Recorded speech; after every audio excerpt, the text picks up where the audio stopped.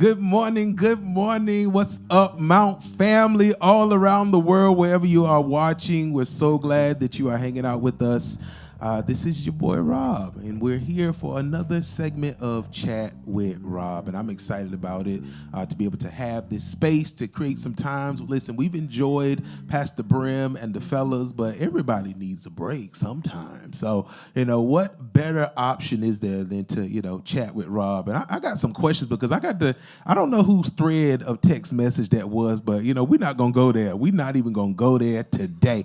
But, again, we're here for Chat with Rob, and we hope that you hang out with us a little bit today to kind of continue to have very practical but real conversations surrounding faith. And usually we'll use some of this time to kind of refresh or go back through a word that we experienced. And by the way, shout out to Dr. Parker, because listen, she slow walked that thing in there, but she dropped some gems on us. It was kind of quiet in the house today, so I imagine it might have been the same experience for you. But before we hop into our conversation today, I want to shout out all the wonderful people that I have hanging out with me here. So I'm going to start over to my right. I got the Harpers in the building. Minister Ron and Anisha, how are you doing today? Good morning. Wonderful. Good morning. Praise God. Listen, he got that pastoral voice already out the gate. My goodness. Go ahead. Get ready. Also, I have with me Mr. DAYO GREENWAY. Good morning. Listen, Good morning. I'm going to call her like a self-care coach. I mean, I don't know how to quite pin it. That might not even be the best way to do it, but this sister right here is going to push you out of your comfort zone, help you to address some real stuff so that you can be made better. And last but not least, I got over here the children's pastor of the Mount at Chesapeake, Minister Ulysses. Well, hello there. Good to God. see you all on today. Good morning. You understand exactly why she is who she is, okay? Because you need that level of intensity. I know somebody just jumped at home. I know you did. Somebody went, grabbed that remote. Let me turn this volume down. But listen, I have, as you can see, a wonderful group of people with me today. And so today, one of the things that we're going to do, if you've been around, connected to our ministry for any length of time, you know that the month of August, we do this piece that we call Selah. And it's a time where we take rest, a time where we take an opportunity to kind of get refreshed, get re-energized, and just be intentional with stepping away from some things. So I felt it would be a good thing to do to kind of, as we end this month of Selah, to create a conversation around that, because the truth of the matter is a lot of us don't really rest. We don't really rest, and that's something that can literally be felt in the body. It can be seen in the performance of a person's work. It can be reflected in your attitude. You ever had one of those mornings where you ain't really get a good night's rest, and it wasn't even the person. All they did was say good morning, and the energy that came back, it wasn't intentional, but that's what happens whenever you don't get rested. Your body responds. Even whenever your mind is like, be calm, your body be like, if you don't get out my face. Now, somebody thinking that was coworkers, but sometimes some of y'all got kids. Kids be getting dismissed early, if the rest ain't right. Listen. So, but yeah, we're going to have a very good conversation and dialogue about rest today. And I want you to be in the chat. Feel free to share your thoughts as we're going through this conversation. I wanted to share just a quick scripture to kind of help establish a framework of thought for our conversation today as we're dealing with the topic of rest. So I just wanted to read real quickly Matthew 14. I'm going to start at verse 21. And it says, about 5,000 men were fed that day, in addition to all the women and children. Immediately after this, Jesus insisted that his disciples get back into the boat and cross to the other side of the lake while he sent the people home. After sending them home, he went up into the hills by himself to pray. Night fell while he was there alone. Meanwhile, the disciples were in trouble far away from land, for a strong wind had risen and they were fighting the waves.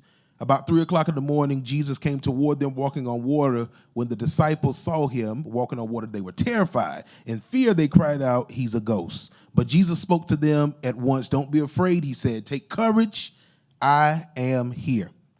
So I wanted to use that to establish a framework again for our conversation today, because what we see in this whole experience is that, here Jesus is, he finishes work, he dismisses his team, and then he goes off alone to get some rest. Why is it so hard for us to do that? Why is it such a challenge for us to rest. You know, God is all about us, you know, doing our work, creating performance, but it seems like sometimes some of us struggle to disconnect work and life so that now work is your life as opposed to having two separate experiences. Two separate experiences. And one of the things we were actually talking about before we went live was, you know, is there a difference in between rest and relaxation?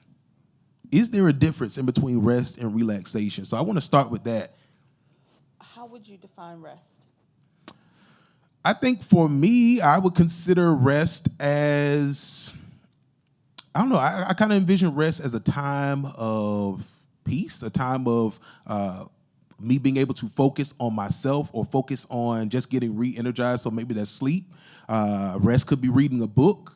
You know, if that's something that kind of soothes your mind. But I don't know. It's a good question. I might have to go to Google to get me some, you know, assessment, because just in thinking about that, my definition of rest could be different from, you know, your definition or someone else's definition. So, Rob, you asked an important question. You say, why is it so hard for us to pull away? When you were asking that question, I thought about the value that we place on each one of those things.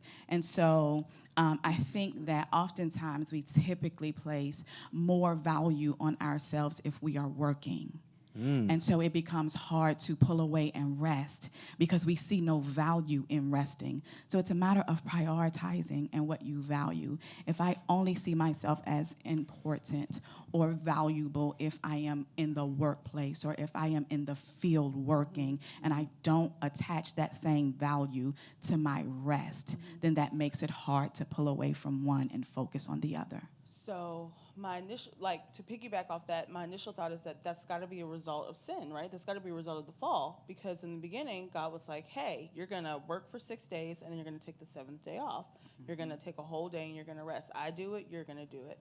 And they did that for a long time, and the further away we get from when things were set up correctly, I think the further away we get away from prioritizing this value that God put on and gave to us, does himself, and put as, like, I guess, a law, like, into the earth. So, well, I think that you have to, I agree what you're saying about prioritizing rest, because as Minister Cooper said in the beginning, if I don't rest, then guess what? If I don't rest, then I may not be able to be productive. Because if I don't rest, I can end up sick. Like, if we just go, eventually our body will be like, sleep is what you need to do with your life. And it's better if we prioritize it and make time to rest so that we can continue to be productive. It's like Bishop and Elder, they say all the time, well, we work hard, so guess what? We need to play hard. And so that play can turn into even resting hard, I think. Absolutely. It's so interesting that you said that, because you talked about, you know, essentially whenever you don't take rest, your body will tell you. And so according to the American Council of Exercise, some signs that to look for as far as a body that's in fatigue or in need of rest, all right, persistent muscle pain, inability to complete a workout routine, continued feelings of sluggishness, binge eating, which is so interesting because I don't know. I mean, Right. How do you got energy? That's so interesting. Increase incidence of injury or illness because of a lack of rest. Change in mood. That's kind of like what I started off earlier. You know, you didn't get all the rest you need. You know, somebody gonna get it. A reduced beneficial effects of a workout. So even whenever you work out, if you're not properly rested, essentially what it's saying is that you won't be able to get the full benefit of that exercise experience. So essentially that is all to say that a lack of rest can literally be felt in your body. Yes. Oh, I'm sorry. So I was a student athlete in college, and that is absolutely true. So I always had problems with my ankles. At the end of the season, I have to get them wrapped and sit in ice and all that other good stuff. Once the season was over, once everything was done, I go home, rest for 2 days, pop up, everything is back in order. Because I just never had the, I mean, because you're just going as an athlete. Like, you just don't have the chance to let your body recuperate and do what it is that God has told it to do. So it's absolutely correct. Like, your body, you can't do it.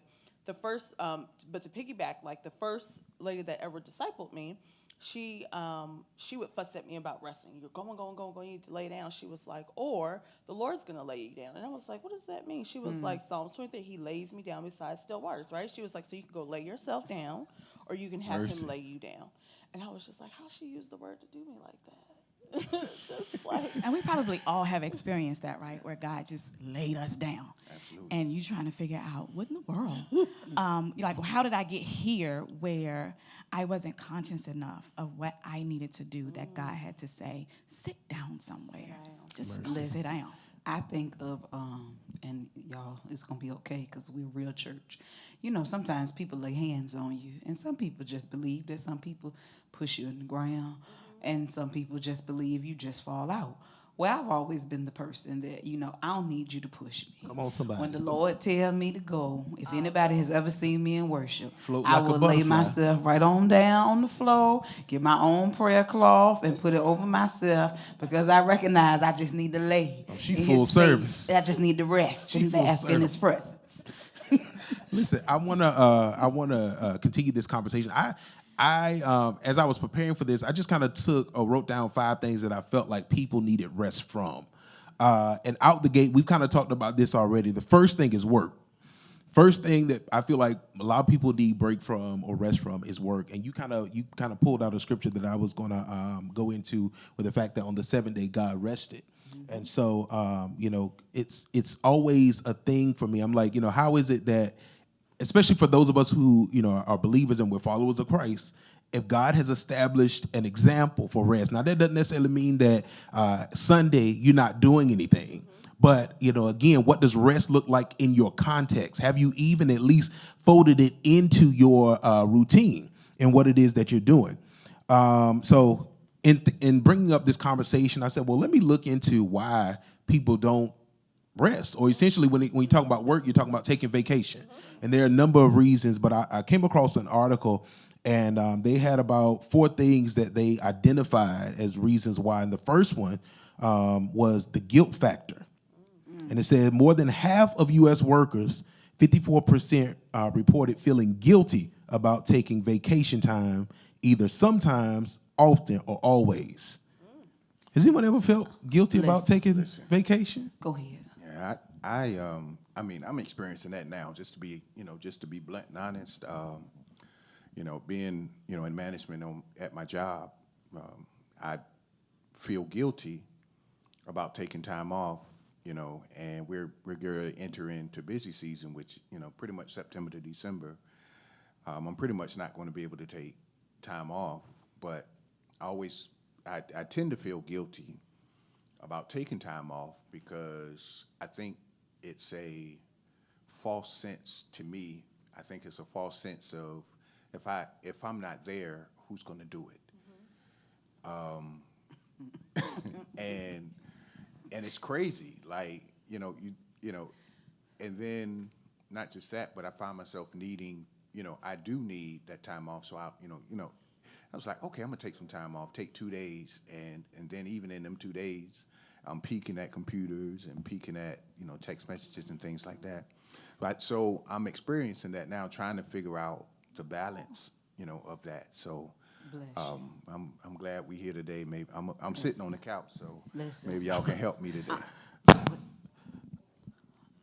Oh, Lord. I was going to say, so yesterday, so I'm experiencing the same thing. Yesterday, I just told one of my girlfriends I was just kind of laying around on the couch, and I'll work. And I was laying on the couch, and I was like, God, I just let a whole Saturday go by, and I didn't do anything. Like, I just rested. And she was like, because you worked all week, and you needed to do that. But the other thing I want to say, when Ron said, because I feel like, who's going to be there to do it? So by profession, I'm an investigator, and one of the things, and I worked in the internal space where we investigated those inside the company, and they would say, we operate by a standard that says every employee has to take a week off. Why do we require that? We require that because if they're stealing from us, or if they're doing something that's nefarious, we'll be able to find it when they're off for a week. The person who's doing something that they shouldn't be doing never wants to take a week off. Why am I saying that? Not because I'm suggesting that there's anybody out there that's stealing. What I'm saying is for the person who does not want to take the week off, it's usually a control issue. So when you say, Ron, I'm not sure that anybody can do it if I'm not there, could it be that for some of us, our issue with taking off and pulling away from the workspace has to do with control? As long as I am in control of a thing, as long as I can remain there, as long as I can put my hands on it, this, for most of us, what we do, what we work on, what we do, everything is the thing that we feel like we have control over. And if we are required to pull away from it and rest, then who else is going to do it? Right? Who's going to do it if I'm not there? It's a control. It's for some of us. Ulysses, I feel like you got a little bit of different energy coming over there. I just got a few things to say. I understand where DAYO is coming from. And so my question always is, I've been taught, who is going to be the next you? And so in even as being the children's pastor, if I'm going to be gone, I walk through every single solitary thing that could possibly happen with my assistant, Miss Juliet, or whoever's going to be standing in my place. So that way, to the best of my ability, I can actually step away and just be away. It's hard. I even think back to being a teacher. Teachers very rarely want to take the day off. And they very rarely want to take the day off because planning for a substitute is extra work. I come in there and I teach I know the lesson and I'm doing it.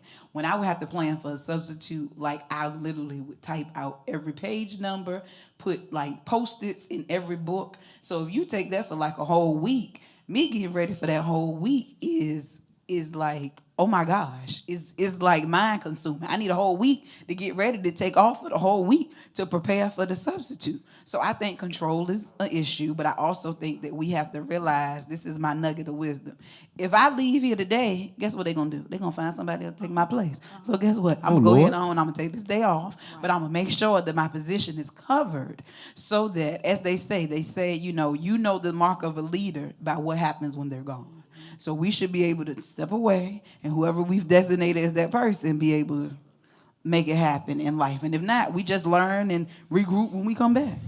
That's interesting. I mean, so many different elements are coming to mind in that conversation because, for you are really thinking forward as far as let me put things in place. There are some people who take that same perspective but do it from a different lens because if I don't prepare you, then you can't take my spot. So now I'm compromising rest for the sake of my position because I'm trying to stay where I am because at the end of the day, I can show you how to do what I do, but it's still not going to be how I do it, to a fullest extent.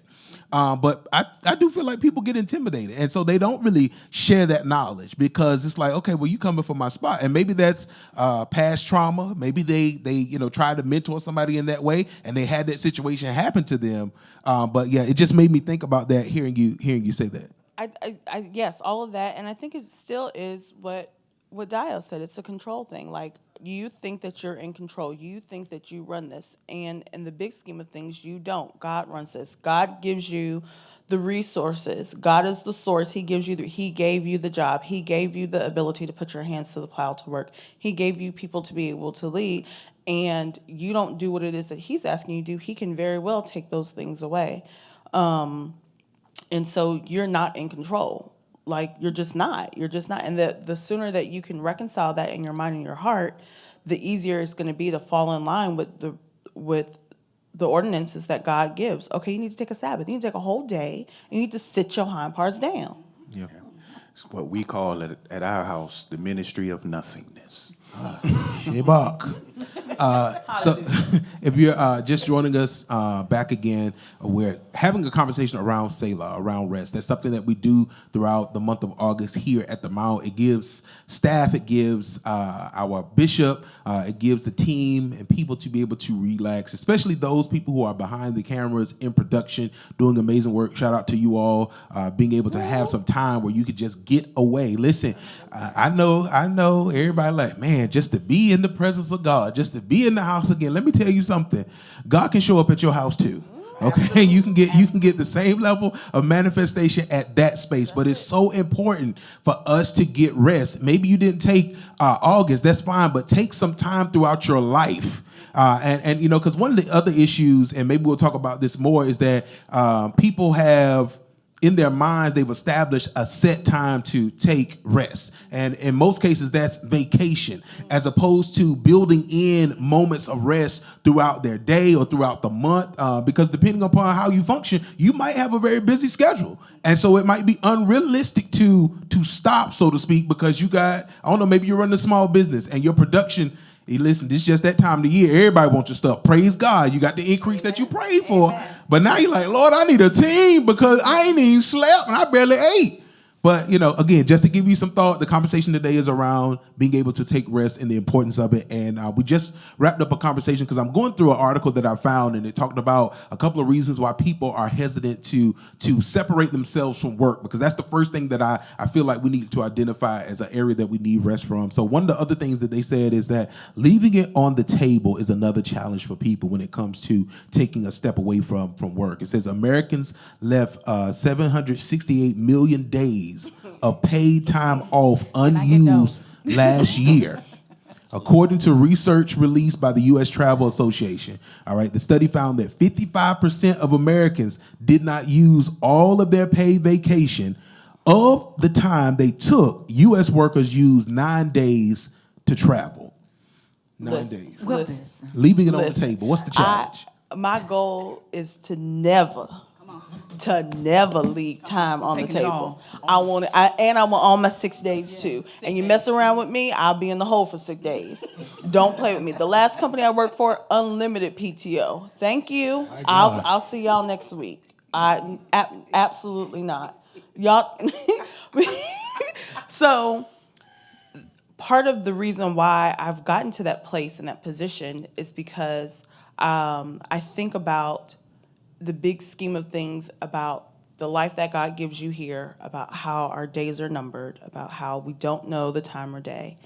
And I'm not going to, if I'm going to work myself to death, it's not going to be for you. It'll be for the Lord, it'll be for my family, it'll be for myself. But what I'm not going to do is work myself to death for you.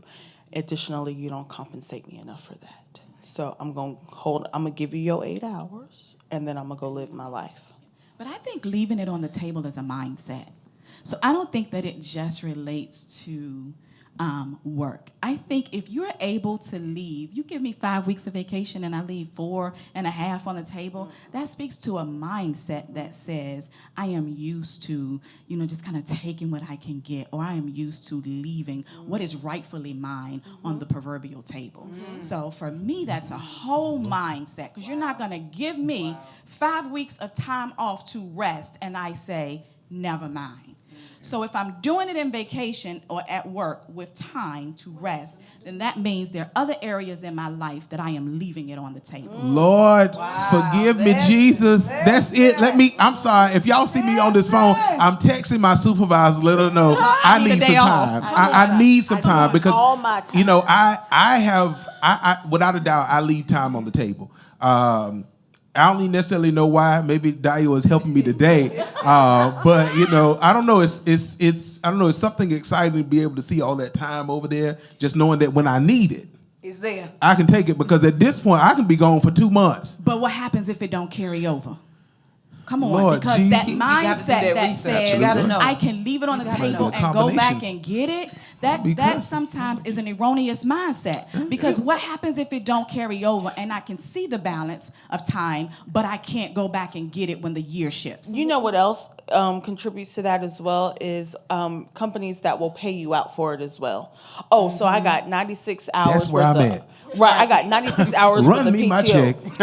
Yeah, I'm going on vacation. Okay, you got to use it or lose it, or you just pay me out so I'll get an extra check. And that just exacerbates what you're saying. Yeah, because you make the assumption that the payout day is coming. What if it doesn't come? Listen. I What if the carryover doesn't happen and the payout day when you get to pay me out what I've left on the table? You kind of making the assumption that I'm going to get to the payout day. That's very true. Now, for me, I will say that I've considered sometimes leaving days on the book because eventually, in Jesus' name, we're going to have a baby.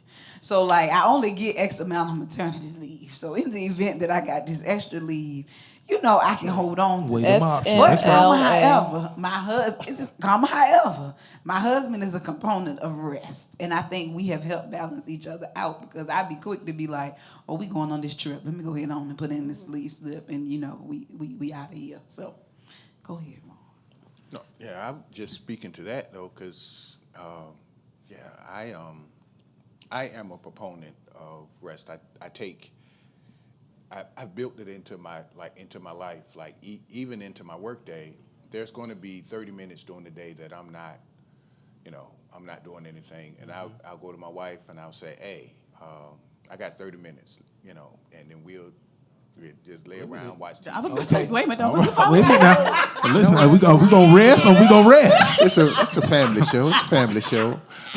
No, we not. Yeah, we. Oh Lord. Crazy. Hide your kids, hide your wife. And everybody this be worried went- about what I'm going to say. Yeah. Well, wow, that went left quickly. No, but seriously, like into my day, but also into my week. There's a day that has to be for me nothing or I'm evil. And I realize, like, if I'm not resting, then I'm no good to nobody. I'm no good to God. I'm no good to my wife. I'm no good to my children. I'm just without resting. So No earthly good. yeah. With that, have to build that in there. And I will say probably the last couple of years has been the first time in my life, these last few years, that I have exasperated my time. I'm Look at normally you growing. Hey, Yeah, glory, know, hallelujah. Come on, somebody, don't leave it on the table. I've always been the one to leave time on the table, just in case something happened, somebody gets sick or something, I need time and all of this but now I've gotten to the point where I, just built it in. We take a couple of days here, and even when I get to the point where a lot of those symptoms you just named, the muscles and stuff, even though I'm a little older and my stuff just hurt for no reason, but even that. Is it rest or is it me? This is my new norm. But even in that, it's like, my body is telling me, hey, you need to take a break. You need to walk away. You need to not take that ministry assignment. You need to not take. You need to take a day off and just get away and not do anything. So, Absolutely. All right. Two more on this, and we're going to transition to my next one, which I feel like is going to be a crazy talking point. Short and sweet, apparently, is what they titled this. It said more than half of Americans did not take a leisure trip of more than 4 nights over the past year. Of more than 4 nights. There can be a number of reasons for that because you can have vacation time, but you may not have vacation money. Listen. So, you Do a staycation. Yes, do your nice little staycation. And if if you live somewhere where you have family, listen, pop up at somebody's house every night. Just take one good picture and be like, yeah, I got an Airbnb. You know what I'm saying? Free 99, had a coupon, got a promo. That's it. But short and sweet. Now, like I said, I think part of that is just likely that fact that you have vacation time, but you don't always have vacation money. And that's going to determine the length of a trip. But like you said, a good alternative is just to do a staycation. Find out. As a matter of fact, there's depending on where you stay, you might have to travel, but there are a number of things that you can do. I just recently found out,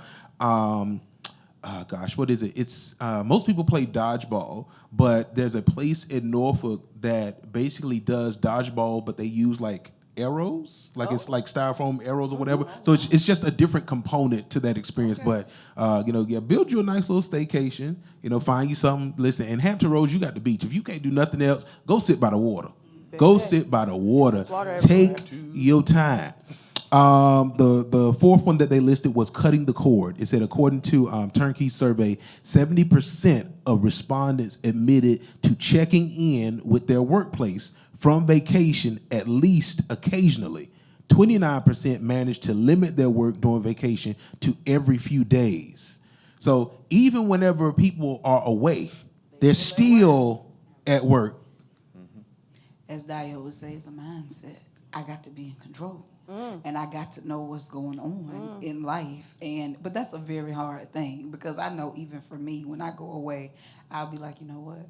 I'm not looking at nothing. Lord, lead them. Lord, guide them. Lord, bless them. And I have people that will say, okay, we're not going to bother you. We're just not. Thank you so very much. Praise I so God. appreciate that. But everybody doesn't have that. So, I think accountability helps you cut the cord. absolutely. And so what that looks like in my space is, and similar to what Ulysses just said, is you have to have those people that hold you accountable to your rest and to your time off. And so even in the workplace, if my boss is off and I'm getting an email from her, my response is, I thought you were off this week. You know, go enjoy your vacation. She's like, all right, girl, I will. Or she does the same for me. She'll say, I see your green light on, but I thought you were off. Log off.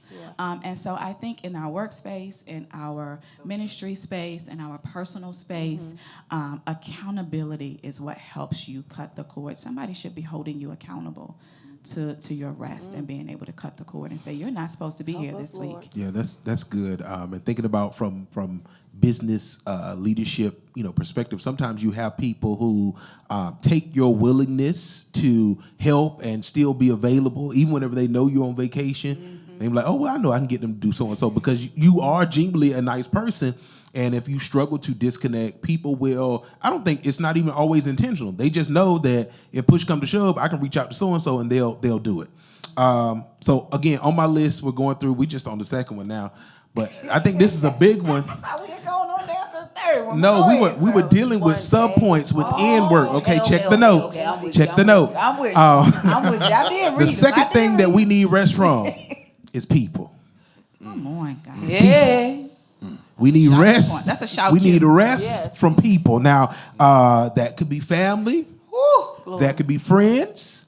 That could be children. And so I mean, and I guess that's a totally different spectrum based upon the age, because some people, if your children are younger or basically under 18, they still in your house, you can get an element of rest, but it ain't, real rest. I used to But babysitters what's lined up. with, for those individuals who have adult children, in their home, needing to be able to take some rest from all of that. But yeah, let's dig into that for a few minutes, like rest from people.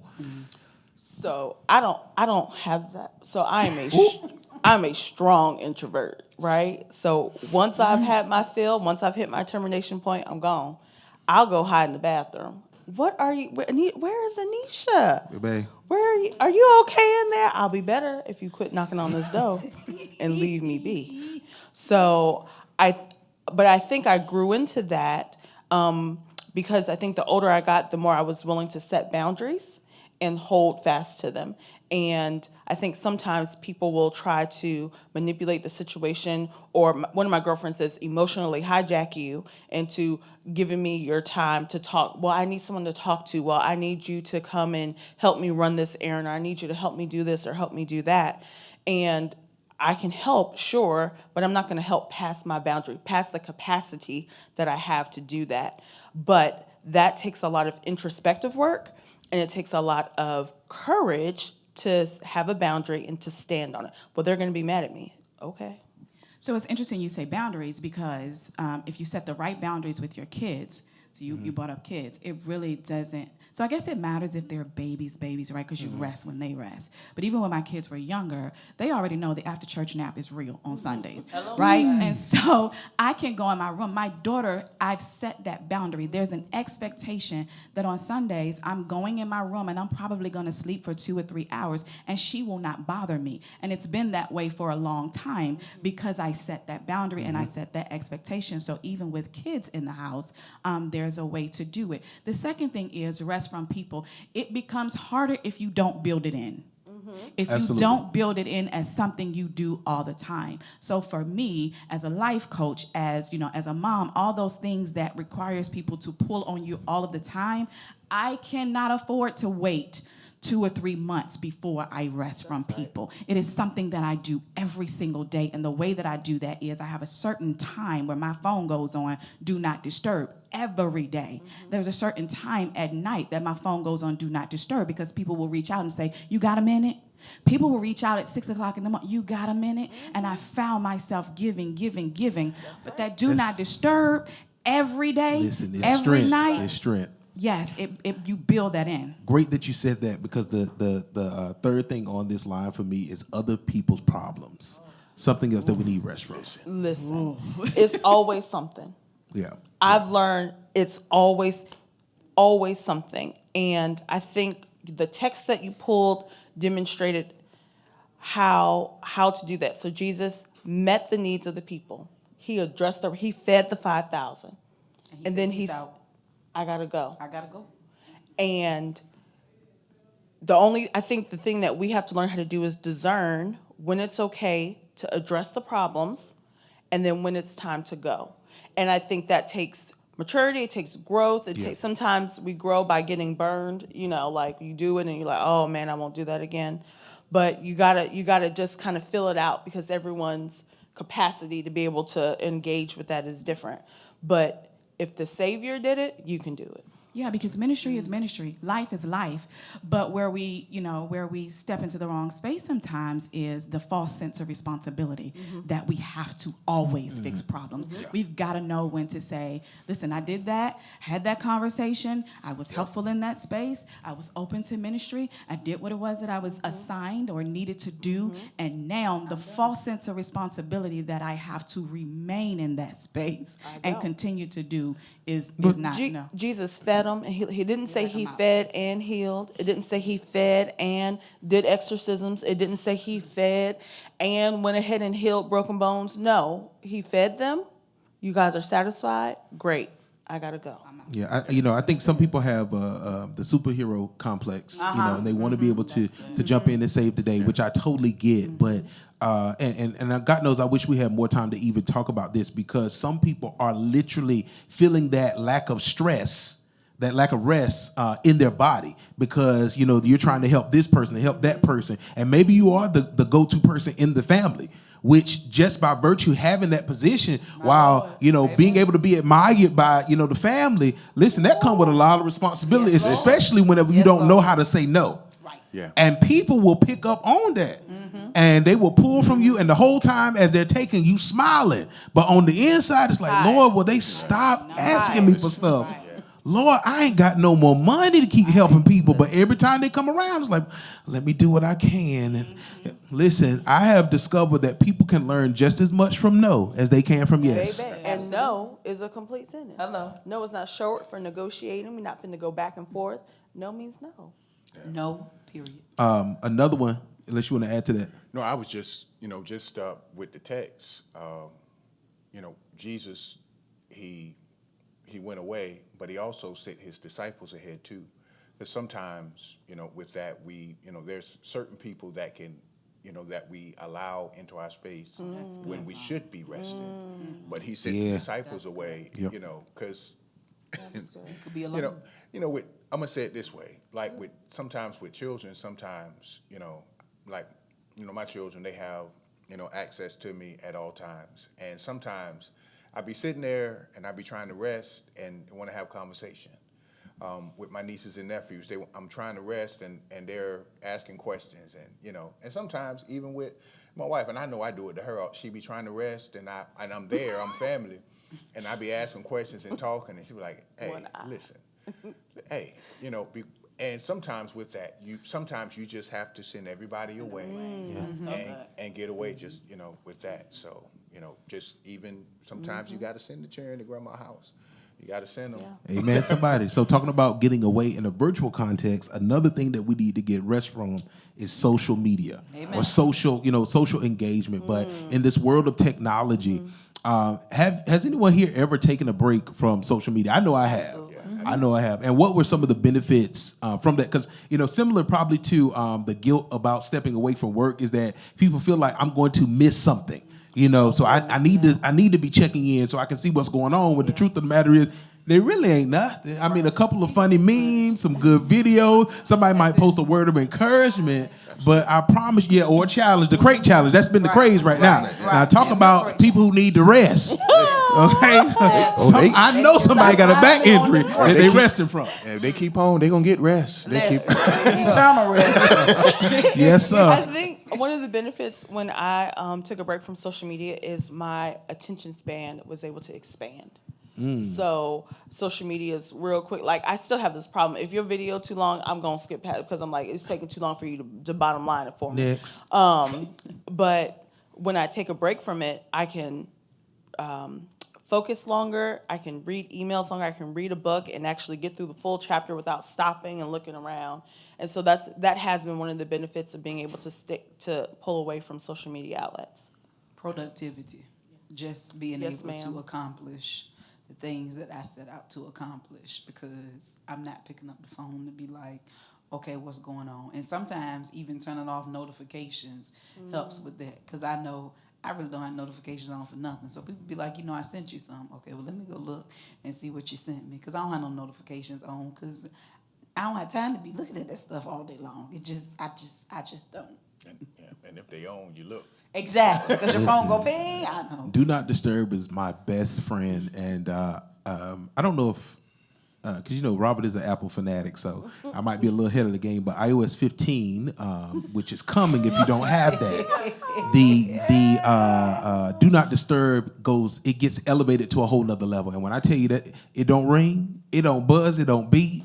Like you have to set emergency contact. So those are the people who, if they call, it'll come through. But baby, when I was like, my God, is the battery dead? But yeah, Do Not Disturb is my best friend. It goes into rotation automatically at 10 p.m. It'll come off at 7. Now that doesn't mean at some point I don't pick it up. But what it does ensure is that I'm not distracted by, notification. Because I'm somebody who don't, Lord, my sleep schedule, I don't have one. Right. I don't have one. I'm going to sit in that bed and I'm going to be on that Netflix. Like, Lord Jesus, I'm going to just watch one more episode. Lord, it's 3 o'clock. Exactly. Woo, Exactly. Lord, I'm late for work. How did this happen? I know about that. So can I take it a step further, though, and say for me, and I don't know about anybody else, but for me, one of the benefits of pulling away from social media is my peace. And I say that because I don't think that we really realize how often or what social media does for us in our minds. Like you're scrolling and you're seeing other people's lives and you're like, oh my God, they got a new house, they got a new car, or their business is doing so great, or why can't this be happening for me, or why can't, and I think if you take a step back and just focus on your own life and just pull away from the moment, your mind is not always going about what's happening in other people's lives and in their world and the competitive or comparison nature that we have grasped hold to just as it relates to social media. So for me, it's the peace for me, right? Because I don't have to spend time trying to figure out, well, God, when it's gonna happen for me? Oh Lord, she just did that. Oh, they done got married. Oh Lord, they done had no. I'm gonna take a break and I'm gonna have some peace in my own life where my mind gets to rest. And to piggyback, news does that as well. Yes, absolutely. So like there are days where I'm like, I don't have the capacity. I have to turn it down. And you're like, it never fails. Something big happens in the world, and then every person, every media out, everything, and I'm just like, you know what? Not today. I can't do it. And I had to, like, in the middle of the pandemic, because my anxiety had got to a high because of seeing COVID cases and seeing what's going on, who got this, who got that, what the doctors are saying, what the news is saying, what family is saying, and which side are vaccinated versus unvaccinated, and all of that kind of thing, and just going back and forth. And I had to, like, my anxiety, and I'm like, I don't care what you do, I'm gonna wear my mask, but at the same because I'm looking at it, I had to take a break and step back and say, hell, wait a minute. We've become overwhelmed with loss. We've become overwhelmed with anxiety. We've become engulfed in other people's lives and what's going on and the news. And it's the peace for me. Yeah, I think, away. what you just kind of alluded to is something valuable, because that's one of the benefits, I will say, of rest, because it gives you an opportunity to reflect. Because I think with us having been in a pandemic, we're still going through this process. There's a lot that has happened that we don't even realize sometimes has happened to us. Some of us have lost loved ones. Some of us did get sick. Some of us did encounter, some sort of financial hardship, whether that's, loss of a job, or if you were running a side business and now the pandemic, came in and messed that up, or whatever the case may be. There's been a lot of trauma that sometimes we don't even realize that we've gone through until we have a moment of rest and we sitting there like, dang, wow, I survived all of that. Or I went through that. Listen, I realized, I've been in survival mode for the last 18 months. I just been surviving. Think about, what about this? I don't know, because I just been putting out fires and trying to keep my anxiety and my health from shooting through the window and having more issues. And so rest gives you a chance to unpack that and take it at the pace that you need to take it, so that you can come out of survival mode and then you can live the full life that God came here to give us, right? He gave us life and life to the full. You can refresh and restart. Yeah. So the last thing on my list that people need to rest from is the future. And I say that because, and there's nothing wrong. I think it's important to think about your future, to think, to look ahead, to plan strategically. The Bible even talks to the benefit of that. But it also says, at the end of the day, what happens is, it's God's will. Things that I think the scripture in Proverbs says something to the effect that, man can plan his ways, but at the end of the day, it is God who lays out this map for him. But I wanted to raise Matthew 6:34 in the New Living Translation. It says, "So don't worry about tomorrow, for tomorrow will bring its own worries. Today's trouble is enough for the day." Listen, I like sufficient for today or its own trouble. I very rarely go to Big Jimmy, but that's sufficient for the day or it's enough trouble. Yeah, I think sometimes the stress of the future can be something that causes people to get distracted from the now. So because you're so future focused, and so because you're so purpose driven, which is great to be, but don't lose sight of your present.